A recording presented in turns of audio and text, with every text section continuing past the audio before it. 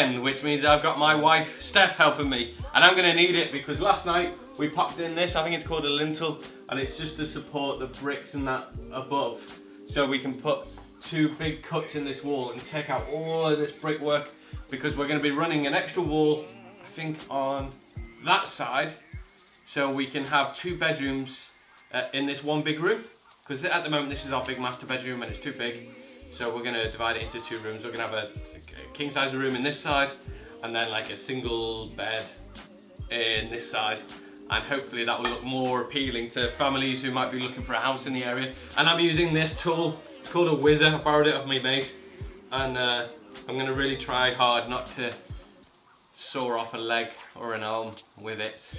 I've got a baby whizzer too,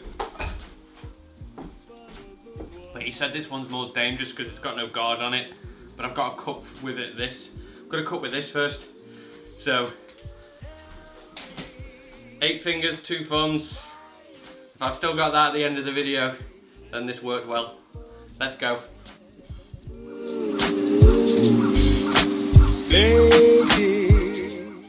My face is a bit orange because we've knocked through this hole in the wall. And look at the state of this. Absolutely everywhere, the dust. I look like an Oompa Loompa. Now we have to clean, don't we, Steph? Yeah. And I've got, oh, my teeth look white though.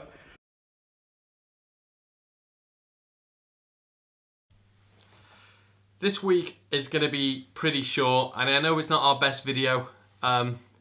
Truth be told, it's been our toughest week. We've had the most amount of progress done on the house, but that's really taken its toll on myself and Steph. Cutting the hole in the wall here and getting the door frame in and getting up this wall in the bedroom, removing the lift. Loads of great things have happened this week, but it's come at a price, and that price is our morale. And when we cut the hole in the wall, there was so much dust everywhere that I couldn't get any of my electronics out, any of my cameras out. I didn't even like getting my phone out because literally everything was covered.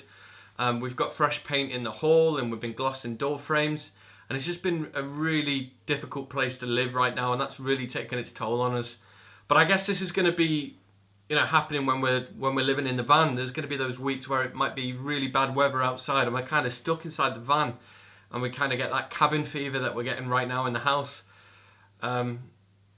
You know, and it's going to be tough, I guess, when we're on the road. But for me this week, you know, it has been a tough one. And I always said I was going to be quite honest with this whole project that we're trying to do, and not try and just put a filter on it to say, you know, life's brilliant.